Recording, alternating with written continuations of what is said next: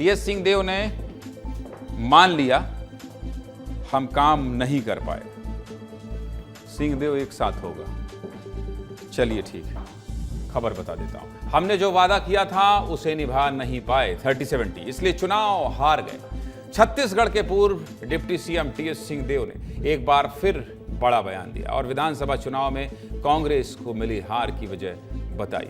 छत्तीसगढ़ के पूर्व deputy CM TS Singhdeo आज महासमुंद जिले के दौरे पर थे। यहां जिले के एनएचएम कर्मचारी अनिश्चितकालीन धरने पर बैठे थे और टीएस बाबा भी एनएचएम कर्मचारियों को समर्थन देने पहुंचे। इसी दौरान टीएस बाबा एक बार फिर अपने अंदाज में आए और कांग्रेस की हार को लेकर मंच से बड़ा बयान दे दिया। टीएस बाबा ने कहा कि मेरी और कांग्रेस की हार का बड़ा कारण एनएचएम कर्मचारी थे। मेरे और कांग्रेस पार्टी की हार के पीछे एक वजह यह भी है कि चुनाव के घोषणा पत्र में हमने जो वादे किए थे वो पूरा नहीं कर पाए। जो सरकार जनता का काम नहीं करती है वो चुनाव हार जाती है। क्या कह रहे हैं टीएस बाबा जरा सुनिए फिर आगे बढ़ते।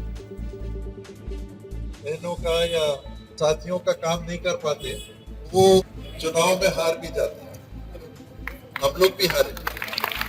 मेरा ये मानना है कि मेरे खुद के हारने के पीछे, कांग्रेस पार्टी के हारने के पीछे अन्य मुद्दों में एक ये भी बड़ा मुद्दा था कि चुनाव के घोषणा पत्र में हमने जिन बातों को रखा था केवल एनएचएम के साथियों के लिए नहीं, सभी के लिए रखा था, उनको हम नहीं कर पाए। टीएस बाबा अपने बेबाक अंदाज के लिए जाने जाते हैं, बहुत स्पष्ट बोल देते हैं और ये पहली बार नहीं है जब टीएस सिंहदेव ने इस तरह का बयान दिया। टीएस सिंहदेव किसी कार्यक्रम में जाते हैं और अचानक कांग्रेस पार्टी की लीग से हटकर बयान दे देते हैं, मतलब स्पष्ट बोल देते हैं और फिर पूरे देश की राजनीति गर्म हो जाती है। छत्तीसगढ़ में 10 सूत्री मांगों को लेकर एनएचएम कर्मचारी 18 अगस्त से हड़ताल पर हैं। इन मांगों में वेतन वृद्धि और ग्रेड पे जैसी सुविधाएं शामिल है और एनएचएम कर्मचारियों के बीच ही टीएस बाबा ने ये बयान दिया है। मेरे साथ मेरे सहयोगी रवि मिडी जुड़ गए हैं। रवि, वैसे तो पर्दे के पीछे हर दिन खबर बताते हैं, बहुत दिन बाद आज लाइव जुड़े हैं। वैसे जनता की शिकायत है रवि कि आप इस तरह से जुड़ते रहा कीजिए। आप जुड़ेंगे नहीं तो जनता आपसे सवाल पूछेगी, मुझसे बहुत पूछती है। पर्दे के पीछे ही पूरी भूमिका में मत रहा करिए। इस खबर का मतलब टीएस बाबा का बयान और इससे आने वाले समय में किस तरह की राजनीति देखने को मिल सकती है, सब कुछ बता दीजिए रवि।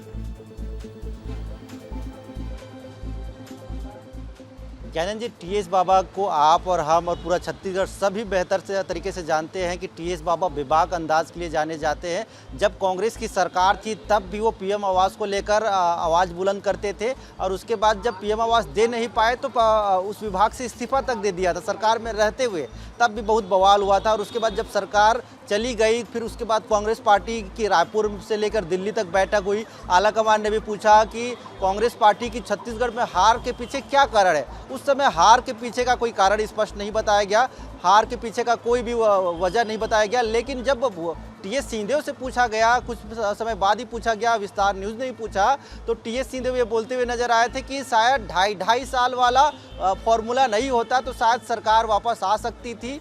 मतलब वो ये कहना चाह रहे थे कि अगर मुख्यमंत्री उनको भी बना दिया गया होता तो हार नहीं होती। और उसके बाद फिर से एक बार और उन्होंने बयान दे दिया कि हम घोषणा पत्र के वादे पूरे नहीं कर पाए, इसके वजह से ही वो खुद हारे और कांग्रेस पार्टी भी हारी। इसमें एक सबसे बड़ी बात ये भी सामने निकल कर आई कि उन्होंने साफ साफ कहा है कि घोषणा पत्र के वादे को पूरा नहीं कर पाए। मतलब ये था कि कांग्रेस पार्टी जनता को जो वादा की थी उस वादे को पूरा नहीं कर पाई और टीएस सिंहदेव ही 2018 विधानसभा चुनाव में घोषणा पत्र समिति के अध्यक्ष रहे। घूम घूम के उन्होंने घोषणा पत्र के लिए सभी वादों को तैयार किया था और उसी वादों के अनुसार राज्य में कांग्रेस की सरकार बनी थी। जनता ने भरोसा किया था और उस भरोसे पर कायम नहीं उतर पाए। उनके कहने का मतलब यही समझ में आ रहा है ज्ञानंद जी।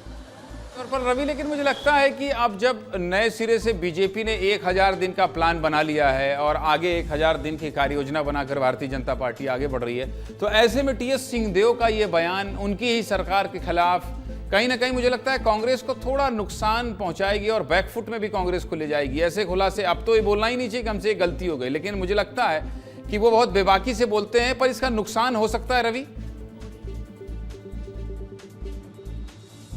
बिल्कुल नुकसान हो सकता है, क्योंकि कांग्रेस पार्टी तो अभी आपस में ही नेतृत्व संकट से जूझ रही है। हम पिछले कई महीनों से देख रहे हैं कि प्रदेश अध्यक्ष की कमान को लेकर रविंद्र चौबे अलग बोल रहे हैं, अमरजीत भगत अगर अलग बोल रहे हैं, चरणदास महंत अलग बोल रहे हैं, और नेतृत्व संकट से कांग्रेस पार्टी जूझ रही है। और दूसरी तरफ बीजेपी अगले 1000 दिनों के लिए रणनीति बना रही है और अपने बूथ और मंडल स्तर के कार्यकर्ताओं को रिचार्ज करने के लिए प्रदेश स्तर के बाद संभाग और जिले स्तर में कार्यक्रम आयोजित करने की तैयारी बना चुकी है। मतलब साफ साफ देखने को मिल रहा है कि किसकी रणनीति कैसी है, और रणनीति से ही सरकार में आने के लिए फिर से मौका मिलेगा। रणनीति अगर अच्छी होगी तभी वो पार्टी को सरकार में ला पाएंगे। और जिस प्रकार से टीएस सिंहदेव जो बयान दे रहे हैं उससे कांग्रेस को बड़ा नुकसान हो सकता है। और निश्चित तौर पर जो आप बता रहे हैं, निश्चित तौर पर जो आप कह रहे हैं रवि, जो आप कह रहे हैं बड़ा नुकसान हो सकता है। और आने वाले दिनों में मुझे लगता है आने वाले दिनों में इसका रिएक्शन भी देखने को मिलेगा। भारतीय जनता पार्टी इस मुद्दे को किसी भी तरीके से भुनाना चाहेगी। बहुत शुक्रिया आपका रवि।